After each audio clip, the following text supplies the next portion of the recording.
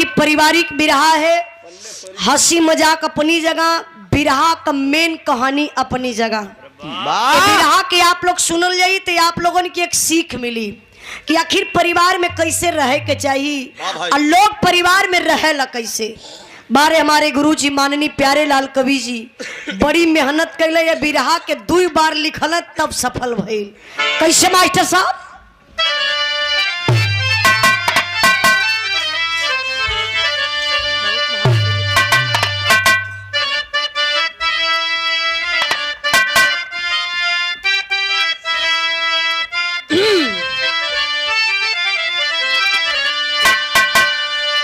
यही धन है लेकर धर्म डूब जाता,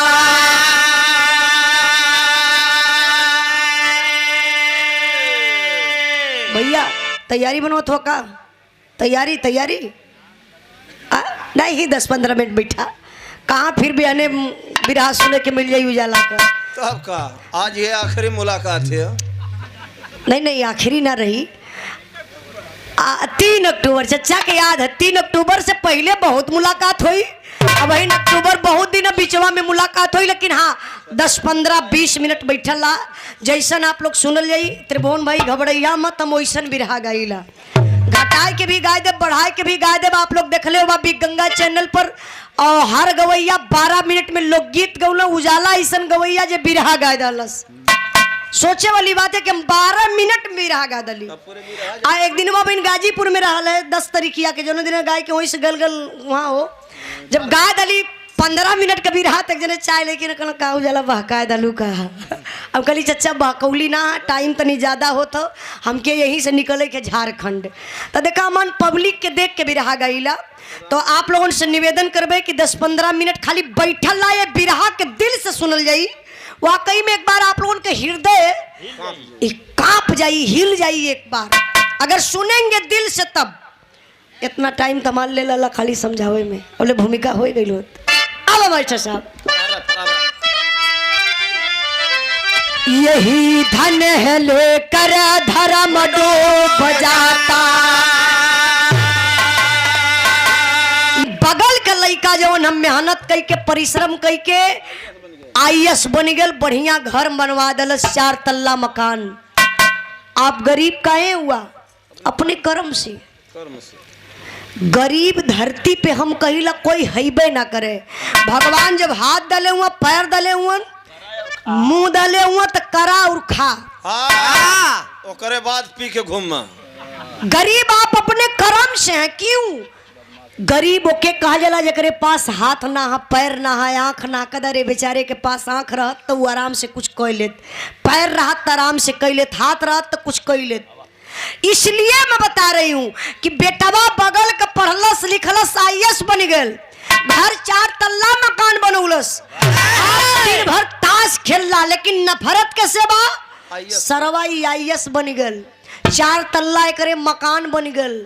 अब वो करी है का? उनके माइंड में चलत हो कि बस ओकरे IAS के गोली मरवा दा, ताकि ओकर IAS उमर जाई बेटा ओकर, तो तुम्हारी घर बर्बाद हो जाई। वाह मेरे भाइयों, बिरहा के सुनने वाले भैया बाबू, जरा गौर करेंगे, जलो मत, बराबरी करो। आप जलेंगे जैसे मोमबत्ती जल के खत्म हो जाले, वैसे आप खत्म हो जाएंगे, आगे नहीं बढ़ पाएंगे। इसलिए हमारे गुरुजी माननीय प्यारे लाल कवि जी बड़ी ऊंची लाइन लिखते हैं बिरहा में। क्या?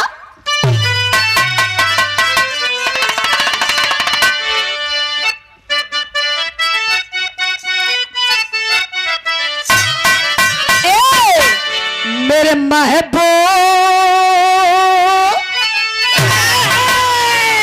मेरे महबूब मेरे साथ बड़ा चाल किया,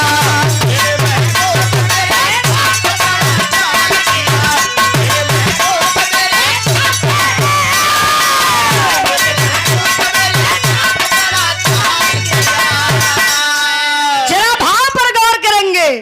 देश की चोट,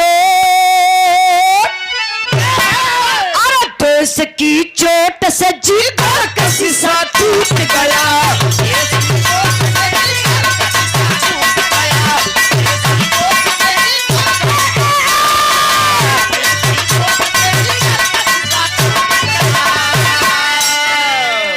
था जो कुछ, अरे बचा था जो कुछ तेरे जहां में लूट गया।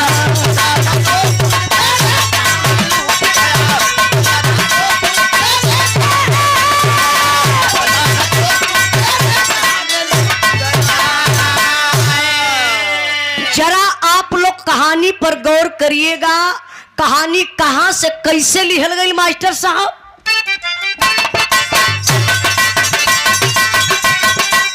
जियो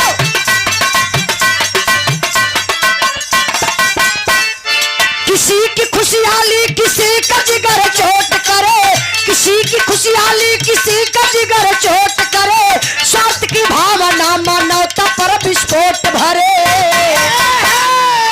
खुशी को छीन करके खुशियां मनाने वाले, खुशी को छीन करके खुशियां मनाने वाले, पुष्प को पाते ना चमन को जलाने वाले।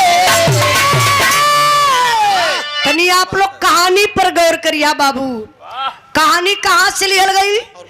अपने उत्तर प्रदेश से सटल प्रांत बिहार, जहां का इस समय के वर्तमान हीरो खेसारी लाल यादव जी हैं, वही छपरा जिला के पूर्वी तराई का बात बा, जहां के रहे वाला दूगो भाई, सबके भाई पास हुआ दूगो भाई, बड़का भाई मोहन और छोटका भाई सोहन। बड़का भाई मोहन के औरत का नाम बा उर्मिला, छोटके भाई सोहन के औरत का नाम बा गीता। बड़के भाई मोहन के 3 गो लड़का हमें, सोहन जो छोटका भाई हमें शादी के 10 साल बीत गल बा, लेकिन कोनो औलाद ना बा। दोनों भाई करत का हुआ, बड़का भाई खेती गृहस्थी का काम करत हुआ, मतलब किसान हुआ, और छोटका भाई सोहन बैरिकपुर कलकत्ता में फौजी जवान हुआ। एक बार की बात है, फौजी जवान के छुट्टी मिलल हो, घरे आइल हो, रात का टाइम बा। गीता उनकर दुल्हन, फौजी का दुल्हन, सबके खियाए पियाए के बाबू जब अपने खाए के आधा टुकड़ा रोटी अपने पति के बेडरूम में गईली सूते बदे। फौजी सैया का देखा इ नारी का संस्कार बा, अपने फौजी सैया का पैर धीरे धीरे दबावत है गीता, और सुसुक सुसुक के रोवत है।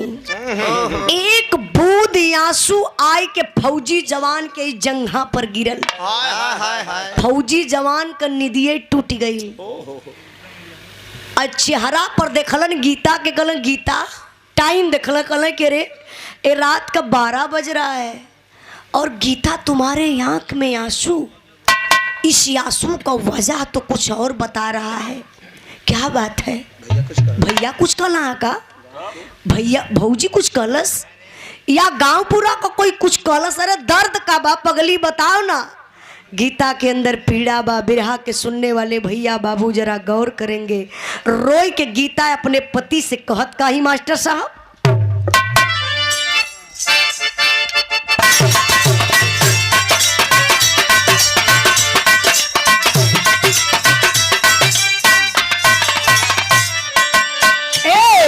माहुर लियाई देता हमारा के खियाई देता,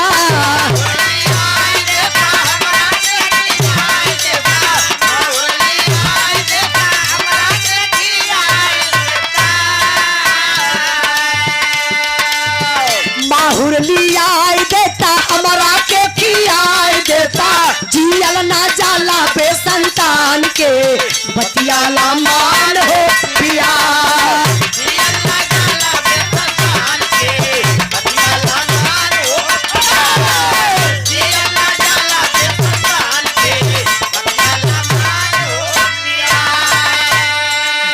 जेठान जी के पड़ा नहीं भूलिया हो,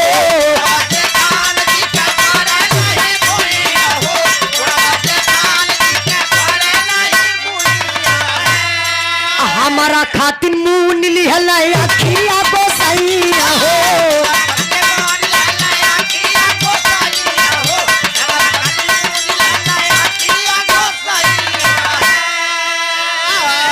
अरे मर्जी का विधान के विधान के बतिया लमान हो पिया। यह दर्द बा काली की पति देव ना आपका भैया कुछ हमके कहल कबो न आपका गांव पूरा कोई कुछ कहलस। अगर कोई कुछ कहेला तो वो आपका भौजी है। उनके बड़ा खुशी बा कि 3 गो उनके लड़का हम हमारे कौनो औलाद ना बा। जब हम देखली तो बजनिया कही के बोलावली बोलैली हमेशा हमके डंक मारत रहली कि का जियत बा ई पपिनिया कहीं जाए के मर जात त ठीक बा। ए बजनिया का चेहरा देखले पर पूरा दिनवे खराब हो जाला। बस हम चाहत बनी पति देव हमके लिए आए के जहर दे देता खाए के मर जाती ना रहती ना ई पीड़ा ई बात हमके सुने के मिलत। फौजी जवान उठ के चारपाई पे बैठ गईलन। रामाश्रय भैया थोड़ा सा शांति चाहब आपसे प्लीज भैया बोला मत। अब बिरहा लोग बड़े ध्यान से सुनत हुआ एकदम हंसी मजाक ना बहुत हंसी मजाक भइल। जरा गौर करेंगे फौजी जवान का दिल देखा कितना बड़ा बा। हाथ से अपने दुल्हन के आंसू पोछलन कहले रे पागल सुन सुन सुन सुन सुन पागल हमरे लइका ना हुआ तका तनी सुन हमार बात।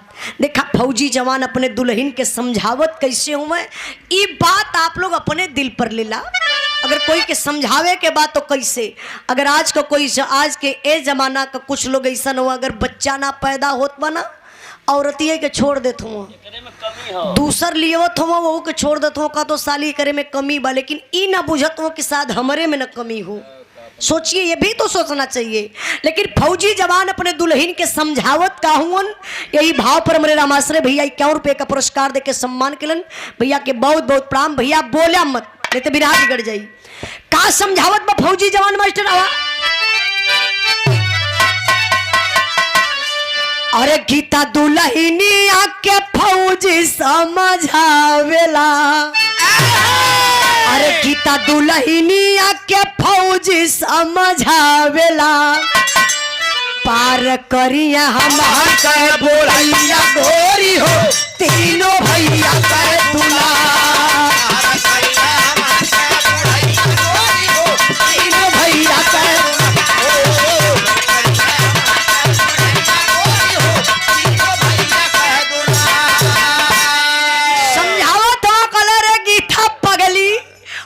लड़का ना हवा त का है भैया के 3 गो लड़का हवा ना वही तीनों लड़कन के अपने दिल में बसाला अपन लड़का मानला।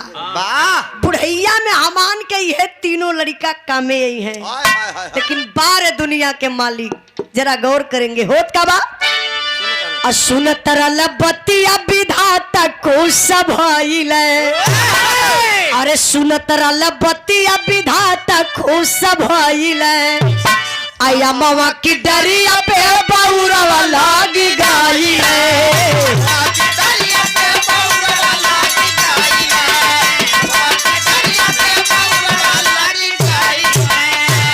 अरे पड़ी जबया धजल में नेवरिया गोरी हो तब गोसैया करी है पार। है देखा बार दुनिया के मालिक कहल जाला संतोष का डार मेवा फरेले। दुल्हनिया के समझावत हो कि भैया के तीनों लड़कन के अपन लड़का मानला। इहे बुढ़ैया पे कामे आई है। लेकिन बार दुनिया के मालिक को ही वही अइला में गीता के गर्भ रह गल। गीता पेट से हो गई महीना बीते लगल 3रा महीना लगल बा। परिवार में बड़ी खुशी बा। यार बाबू फौजी जवान के छुट्टी का डेट पूरा हो गया। फौजी जवान ड्यूटी पर जात हुए पहुंचल कहाँ हुए जैसे रोड है देखते है ना घर से निकलने रोड पे गईले परिवार के लोग पहुंचावे बदे गयल बा। बस का इंतजार करत हुआ फौजी जवान अपने भौजी के अपने भैया और दुल्हनिया के समझावत हुआ। देखा फौजी जवान समझावत का हुआ मास्टर साहब गीत बदल गई हो।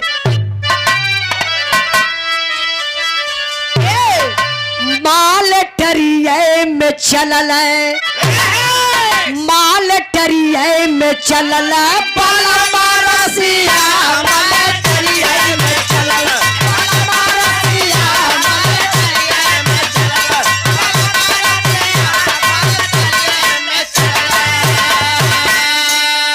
अरे विधि के भरोसे बनैया बोझाइल नवय महीनवा की नरवा पे आइल।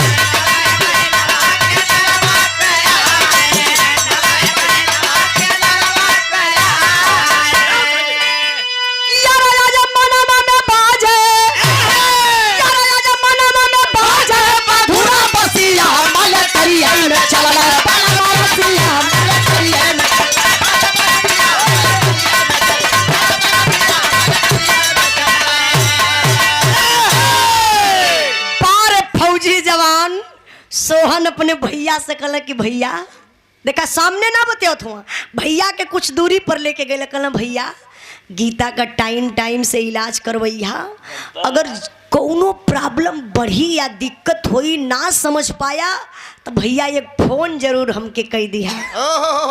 ये तने भैया के समझाए के अपने भौजी के लिए कि कुछ दूरी पर गई कहला भौजी जानत हूँ गीता अगर काम उम में थोड़ा अस्कत करी है ना मन करी तो थोड़ा से सपोर्ट कर दिया। यह बतियाए के फिर अपने दुल्हनिया के पास अलन कहला गीता ये देखा गर्भ मालिक बड़े 10 साल के बाद दले वही पत्थरे पर दूब उगल बा एके संभाल के रखिया ज्यादा कोनो दिक्कत परेशानी हुई तो जरूर हमसे बतैया लेकिन ध्यान अपन पूरा दिया। बाबा ये तने समझावत हो बाबू तबले बस आई गई। अब फौजी जवान बस में बैठल पहुँचल कहाँ बैरिकपुर कलकत्ता अपने ड्यूटी पर। और समय हर बीते लगल 3 महीना से चौथा महीना लगल चौथा 5वां 6वां 8वां 9वां महीना लगल बा। प्रसव की बेला है डिलीवरी होने वाली आप लोग जाने लग कि 9वें महीना में औरत के बच्चा पैदा होला डिलीवरी का टाइम बा प्रसव का बेला बाबू पेट में दर्द होत बा ब्लड चलत बा। वही वक्त गीता का जेठान उर्मिला के बिस्माद पैदा हो गल। ओके जलन का बा नफरत का बा जानत या नफरत ओके है बा कि 10 साल के बाद गीतवा के बच्चा पैदा होखे वाला बा। चाहे वो बिटिया होई चाहे बेटवा ही आधा हिस्सा बटवा ले झगड़ा करे लगल। आ झगड़ा कई के वो वक्त बाबू जौने वक्त परिवार में कोई के भी डिलीवरी रहेले परिवार में अगर कोई कम रहेला ना रहेला नताई रिश्तेदारी से लोग बुला लेला संभाले बदे। लेकिन उर्मिला का कैलस गीता का जेठान झगड़ा कई के बाबू चली गई नैहरे फोन कई के अपने पति मोहन के बुलौलस। मोहन गईले कहले कि अरे पागल उर्मिला गीता का हालात ठीक ना बा पेट में दर्द बा घर में चिल्लात बा तू झगड़ा कई के नैहरे चली आईलू। ये समय तो संभाले के चाहिए टोला मोहल्ला का लोग हमके का कई बड़ा ताना म्याना मारी। काला उर्मिला सुना ताना म्याना जा तेल लगावे तो के पता बा 10 साल के बाद गीतवा के बच्चा पैदा होके वाला बा गोल मार दलस आधा हिस्सा बटवा लई। मोहन कहले कि अरे पगली गीता अपन छोट भाई सोहन बरे जे आई पगली अपने किस्मत से खाई तू काहे परेशान भइलू। कहला सुना बड़का तू किस्मत वाला भैल हुआ जिंदगी भर खेते में खट के खियौली सोहन रुपये न देले हो तोरे शर्म ना लगत बा। कोनो बच्चा हो जाई चाहे बिटिया हो चाहे बेटवा आधा हिस्सा बटवा लई तो ये बतावा हई तोहर तीनों लइकवा का करिए राखी माटी चाट के जीवन बिताइयन। सुनिला कह दे थैला कि अगर गीतवा के बच्चा जिंदा पैदा हो गयल तो समझ लिया कि यही नैहरे में जिंदगी बिताए दे तोहरे दरवाजे पर मुंह दिखावे ना आई। ए भैया मोहन का ऐसन बैंड वैठलस कहना ऑल इंडिया भिंडे बोल रहा हूँ इनकर पूरा माइंड चेंज कर दहलस। मोहन का गीता ठीक बा ओ सॉरी उर्मिला ठीक बा तू यही जरा हम चलत हिला कोनो उपाय जरूर लगाई। मोहन अपन गाड़ी स्टार्ट कैलन अलन कहाँ घरे अलन तो देखत हो घर में ताला मारल है गीता का पता न बा। पड़ोसी में पूछल कोई गीता के देखला है, जे देखले रहल बता दलस कि गीता के पेट में दर्द होत रहल, गीता हॉस्पिटल गईली। तुरंत मोहन गाड़ी स्टार्ट कैला, पहुँचले कहाँ? हॉस्पिटल। और जब हॉस्पिटल गईले, यही है पैसा दिल दिमाग। देखिए पैसा का कमाल, यही है पैसा दिल दिमाग न्याय धर्म को चूर करे, देकर के मोहब्बत की फांसी भाई भाई को दूर करे। बाबा प्रसव की बेला में गीता वासीला नर्स के पास गई और हो गई भर्ती बिना पति के। गीता वहां उदास हुई।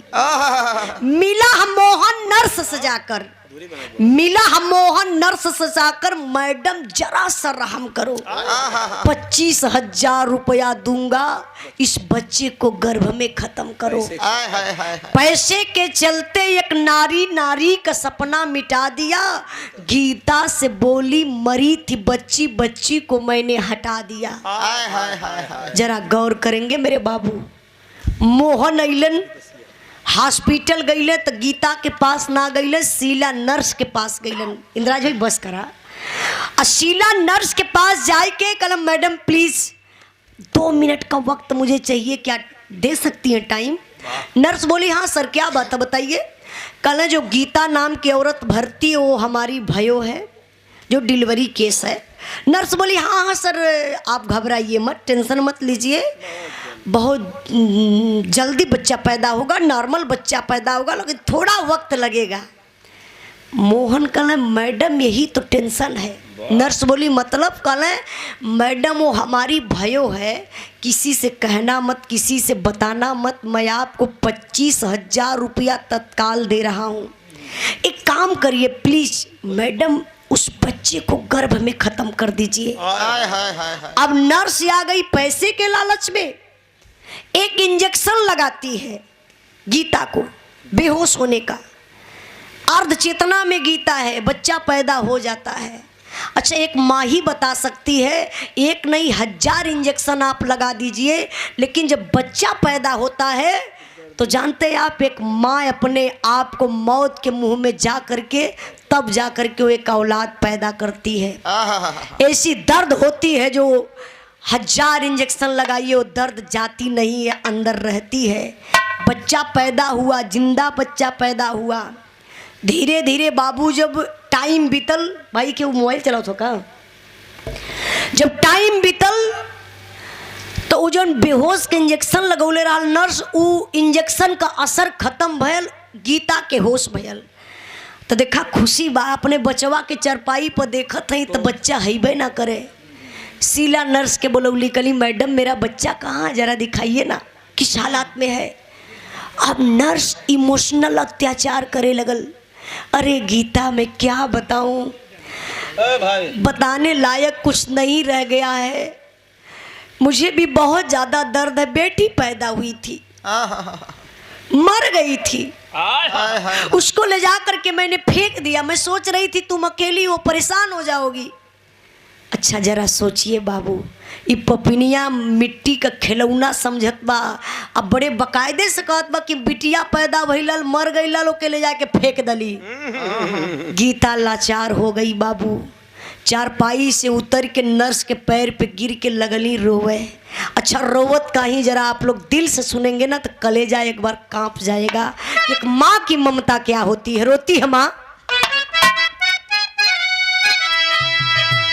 अरे देहली जनमाना हर खेला वाले के भागी भाई, अरे जहरा का सुइया लगाई दे तू बहिनी, हमके पड़ला बाकी सैया के पड़ला लाल, हर हमके मुआ के दिखाई दे तू बहिनी, मुहवा के चुमी ले कोरा में खिलाई ले, हर भाई जी के हमारा बोला हुआई दे तू बहिनी। गीता कली मैडम मैं कितनी बड़ी अभागन हूँ। एक काम करिए, मेरी बेटी मर गई ना, एक इंजेक्शन जहर का मुझे लगा दीजिए, मैं भी इसी हॉस्पिटल में मर जाऊं। हाय हाय हाय। नर्स गुस्सा में आ गई। अरे गीता, क्या तू कह रही, तुझे पता है क्या बोल रही हो? मैं तुम्हारे नजर में हत्यारे लगती हूँ? मैं तुझे जहर का इंजेक्शन लगा करके हाथ में हथकड़ी अपने लगा लूं? क्या कह रही है? गीता काली मैडम, मैं कितनी बड़ी अभागन हूँ। 10 साल के बाद बच्ची पैदा हुई और मुझे देखने को नहीं मिली।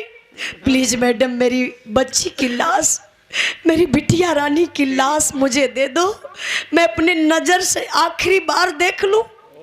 मेरी रानी का चेहरा मुझे पड़ा था कि मेरे पति देव को पड़ा था। हाय हाय हाय हाय। गुस्सा में आ गई। फिर नर्स बोली, क्या गीता, क्या नाटक बना रही है? धर्मशाला है क्या? तेरे चलते सारे पेशेंट डिस्टर्ब हो रहे हैं। अगर मेरे हॉस्पिटल में रहना तो रह ले, नहीं तो वरना मेरे हॉस्पिटल से तुरंत निकल जा। गीता काली मैडम, मैं निकल जाऊंगी, चली जाऊंगी, मेरे भाई जी को बुलवा दीजिए। भाई जी कौन समझ रहे हैं? मोहन, अपने जेठ के बुलावे काली। अब शीला नर्स संदेशा भेजवा करके मोहन को बुला लेती है। और जब मोहन अइले बाबू हॉस्पिटल में, तब शीला नर्स के पास ना गइलन, डायरेक्ट गीता के पास गइलन। अब कहत का हुआ मास्टर साहब, अरे मोरे राम, इमनवा जहिया पैसा पर बिकी, धर्म इंसाफ वही क्या सुत जाई का फनवा, का फनवा, का फनवा। रोकर मोहन कहन लगा, अरे रोकर मोहन कहन लगा, गीता मन में करो सबर, मालिक को मंजूर न था, जल्द चलो अब अपने घर। मोहन अइलन, कहले गीता क्या बताऊं, दर्द मुझे भी बहुत ज्यादा है, लेकिन उस मालिक को मंजूर नहीं था कि तुम्हारे गोद में बच्चा खेले। चलो क्या किया जाए, चलो घर चलते हैं। गीता काली, भाई जी क्या कह रहे हैं? मैं बड़ा उम्मीद के साथ आपको बुलाई हूँ और आप घर जाने के लिए कह रहे हैं। मैं नहीं जाऊंगी, मर जाऊंगी लेकिन घर नहीं जाऊंगी। भाई जी, आज तक तो मुझे लोग बाजिन बाजिन कह रहे थे, लेकिन गांव में आज के बाद मुझे लोग पापिन बोलेंगे कि बच्चा पैदा कैलस, वही हॉस्पिटल वही में खाए गई। आप जाइए, मैं भी इधर ही कहीं मर जाऊंगी। मोहन समझ गइलन कि एकर बच्चा मर गई, पीड़ा में बा, दर्द में बा, इहो मर जाई। सोहन का फोन आई तो खाली इतना कहब कि भाई का कही जाए, जौन होनहारी रहल कोई टार ना सकेला। डिलीवरी टाइम गीता के पेट में इतना काफी दर्द उठल कि जच्चा बच्चा दोनों सथवे खत्म हो गइलन। एकर प्लान हो। गाड़ी उठौल मोहन घर के तरफ चलत हुआ, लेकिन गीता बेचारी के डोले भर के शक्ति ना रहल। सड़क को पार गीता गईली, सोचत हई कि आत्महत्या कर ले, अपन सड़िया खोल के ओई आम के डारी में बांधत हई फांसी लगावे बदे। लेकिन एक बार याद आ गल पति के कि एक बार आखिरी बात कर लेती हूँ, आखिरी आवाज़ सुन लेती हूँ और अपने पति को अपनी आवाज़ सुना देती हूँ, उसके बाद मैं आत्महत्या करती हूँ। तब बाबू फोन लगा दली गीता अपने पति के पास, जो बैरिकपुर कलकत्ता में फौजी जवान भोजन करने के लिए बैठे थे। कई बार फोन लगैली, फोनवा उठते ना बा, रिसीव ना होत बा। एक बगल में दोस्त बैठा था, बोला अरे भाई देख ना सोहन कब से तुम्हारा फोन बज रहा है। सोहन फोनवा लालन कलन, अरे यारे तो तुम्हारे भाभी का फोन है, गीता का फोन है। उठौलन फोनवा, बड़े खुशी से कल हेलो, अरे गीता कोनो सुबह समाचार बताइया, का हाल चाल बा? क्या बताएगी शुभ समाचार? गीता की आवाज निकल नहीं रही है। फौजी जवान कह रहे गीता क्या हुआ, कुछ बोल नहीं रही हो, बोलो ना क्या हुआ। आप लोग समझ सकते हैं जकरे बच्चा पैदा होखे वाला रहा, अगर पति परदेश बढ़े तो क्षण क्षण पर फोन से बात करत रहे कि कब ही सुन ली कि बच्चा पैदा हो गया। फौजी जवान के खुशी बा, लेकिन दुल्हनिया वही फनवा पर बाबू रोई के बतावे लगली। अच्छा बतावत कहीं पत्थर सा कलेजा पिघल जाएगा बाबू। का बताऊली?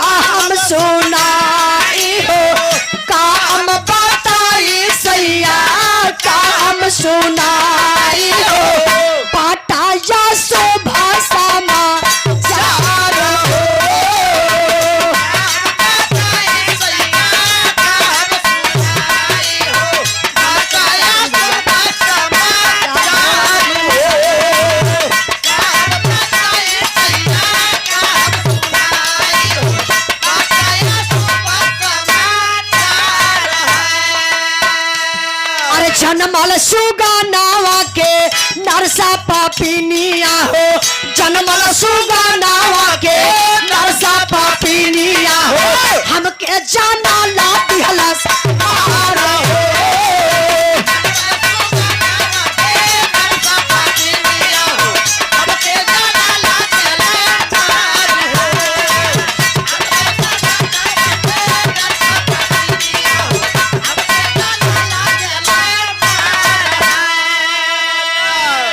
जनमल का रहल हमरे हमके देखावला नहीं, भैया तोहार कौनो जुगती लगवला नहीं। जबले ना आवत बाटा तब पहले जियत बानी, जबले ना आवत बाटा तब पहले जियत बानी, देवल पारा ना वानी सार हो।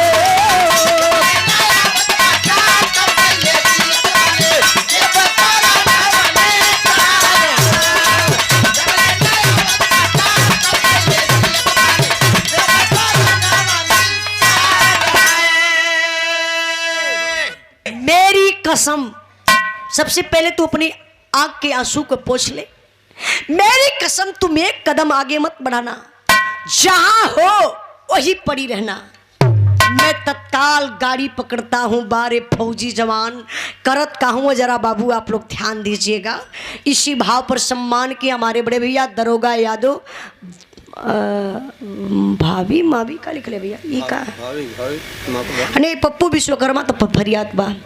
पप्पू विश्वकर्मा गीता नगर बिलवार से बड़े भैया जी की तरफ से मेरे दरोगा भैया बहन हुआ का हो हुआ, लेकिन इस समय यहाँ नहीं हूँ। बिरहा से बड़ा प्रेम बड़ा लगाव बा। हम तो जलत लगी लगन में 10-20 तो सुनी ले मान का बिरहा। बहुत बहुत धन्यवाद प्रणाम भैया के। जरा बिरहा पर ध्यान दीजिएगा। ये बाबू फौजी जवान करत कहूँ मास्टर साहब,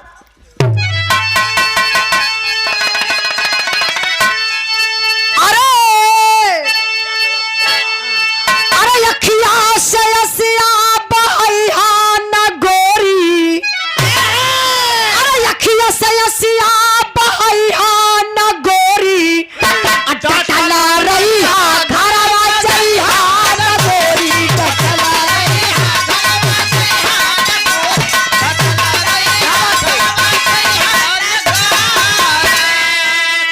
अरे किस्मत का कागज कोई कैसे फाड़ी, कसली हला वर्दी पकड़ली हला गाड़ी,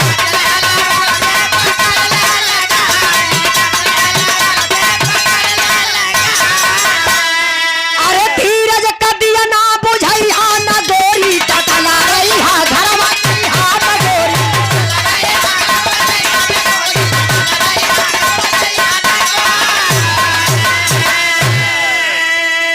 फौजी जवान तत्काल छुट्टी लहलन, ना घरे गईले ना हॉस्पिटल पहुंचले। कहाँ जरा आप लोग गौर करिएगा, कहाँ पहुंचे थो मास्टर साहब?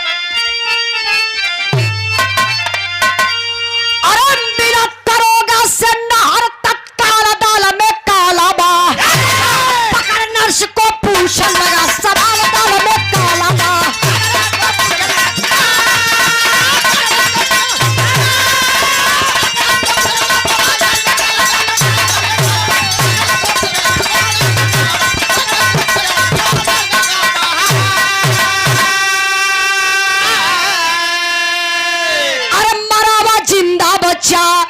बच्चा माथा मारा था उसको तूने फेंक दिया, क्या अधिकार तुम्हारा था? अरे उस नर्स को मारा बूट संभाल दाल में काला बा, बता दे साली लालच बेल्ट निसार दाल में काला बा।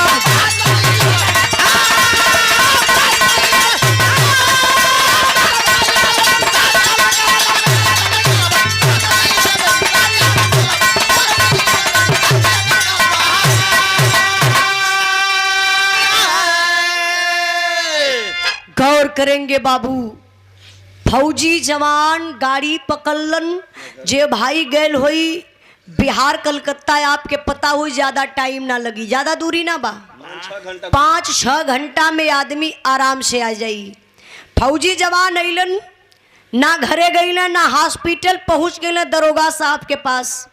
सारी बात दरोगा साहब से बता दले फौजी जवान। दरोगा साहब एक काम करेंगे, काम करिए, आप बैठिए सर, मैं कुछ महिला पुलिस को भिजवा करके मैं नर्स को इसी थाने पर बुला लेता हूँ, आप परेशान मत होइए, दूध का दूध पानी का पानी हो जाएगा।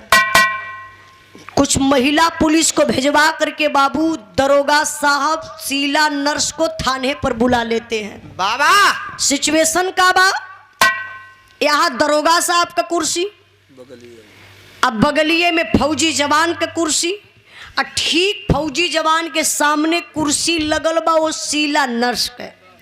भैया भैया कमला पसंद वाले 2 मिनट 2 से 5 मिनट है तने लगी। एक पर्दा बा, वही पर्दावा के पीछवा लोग गीता के बैठे हुए, वहाँ शीला नर्स के पता ना बा। फौजी जवान सवाल कैले वो नर्स से, अरे मैडम आप शीला नर्स हैं? जी जी सर जी, वो गीता नाम की औरत भर्ती थी, कैसे क्या हो गया था कुछ पता है? अरे साहब मैं क्या बताऊं, वो तो गीता बेचारी बड़ी लाचार महिला थी, विपत की मारी थी बेचारी, अकेले हॉस्पिटल आई थी साहब, बिटिया पैदा हुई थी साहब, देखिए उस बेचारी का नसीब, बिटिया मर गई, मैंने बड़ा मदद किया, उसको ले जा करके फेंक दिया। फौजी जवान चढ़ला येड़ा मरलन, कुर्सी से ढंगिलाए के उतना दूर पर गईली। फौजी जवान कहले कि अरे साली, मरा था बच्चा, वो जिंदा बच्चा था, वो बच्चा माथा मारा था, उसको तूने फेंक दिया, क्या अधिकार तुम्हारा था? किसी का बच्चा, किसी का औलाद अगर तुम्हारे हॉस्पिटल में मर जाएगा तो तुम होती हो कौन फेंकने वाली, कि उसकी लाश को उसके परिवार को तुम दोगी? फौजी जवान बेल्ट निकाले शुरू कर, कहा साली बता दे रहे तो बेल्ट निकालूंगा, इतनी धुलाई करूंगा ना, इतनी धुलाई करूंगा कि तुरंत MBBS की डिग्री मिल जाएगी। मेडिकल कॉलेज चला हुआ ना, कुल जानकारियां नहीं के हो। फौजी जवान तबले बेल्ट निकाल न लहलस, और निकाल के 4-6 बेल्ट जब वही नर्स के पीठी पर दहलस, लगनी दवाई पर्चा बनावे की तो के इंजेक्शन ना लगौलस नहीं, एक आठ नहू के लगा दले उतने यो बोल ना पौता आज से अरे बेटा तो हम खुद ही लगा दे। फौजी जवान जब 4-6 बेल्ट मरलन टेढ़ हो गई, कल हे साहब पाँव पड़त हिला, बड़ी चोट लगत ना, मत मारा, साफ है साहब बता दे वो साहब, गलती बहुत बड़ी हो गई साहब। फौजी जवान कहला जल्दी बताओ, आप लोग कहला ना दादा पुरनिया दादा लोग गांव में कहला कि मार के आगे भूत भागेला, 4-6 बेल्ट में देखा कबूले शुरू कैलस। अब कबूलत का बा जरा आप लोग गौर करेंगे, का कबूलस?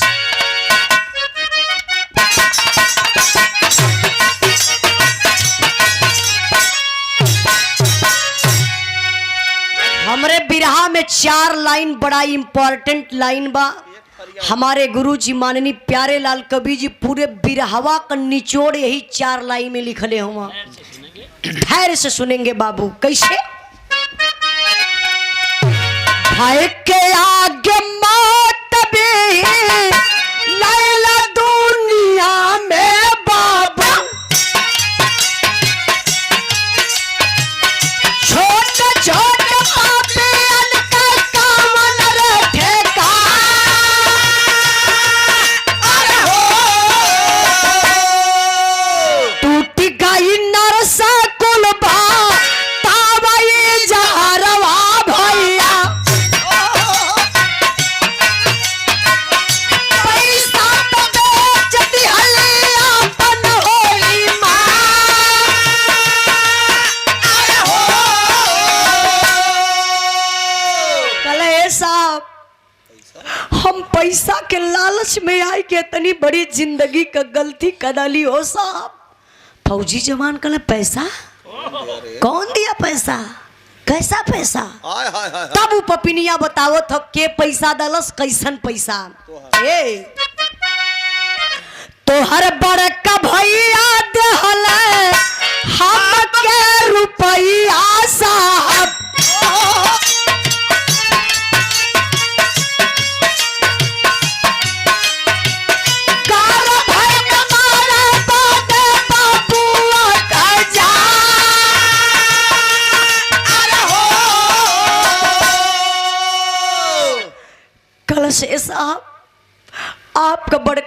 मोहन हमके 25,000 रुपया दलन। ओ बचवा के गर्भ में मारे मदे हो साहब गलती कैली, एक इंजेक्शन लगौली बेहोश भइला का, गीता अर्ध चेतना में हो गईली।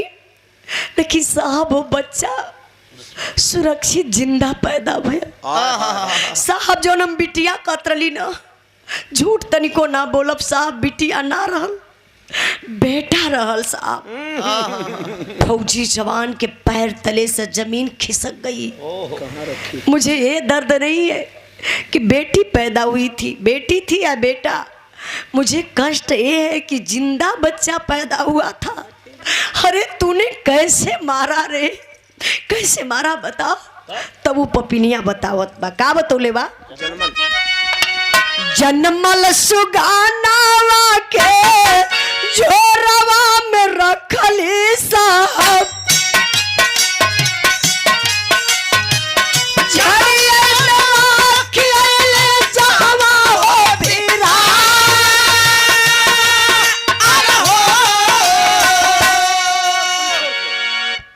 साहब बचवा के प्लास्टिक में लपेट के बोरा वाले झोरा में रख के साहब वही झड़िया मिल जाए के फेंकवा दली साहब।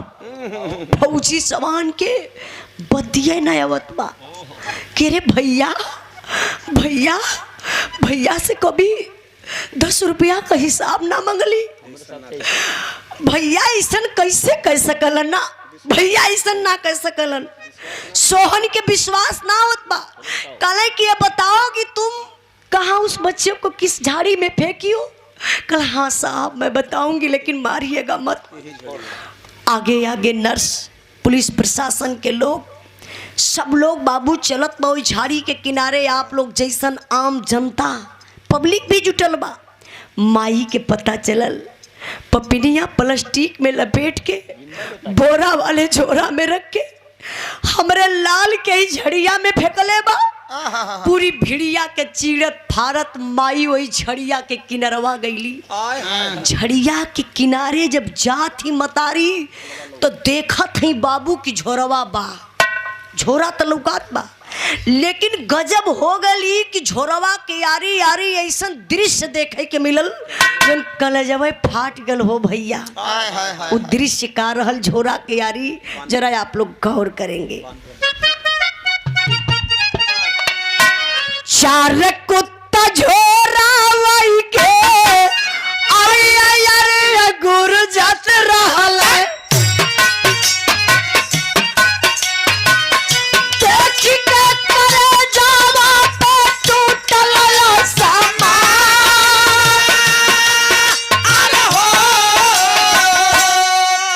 झोरवा के पास लड़का का मतरिया बाबू, झोरवा में जियत रहल सुगना हो नाता।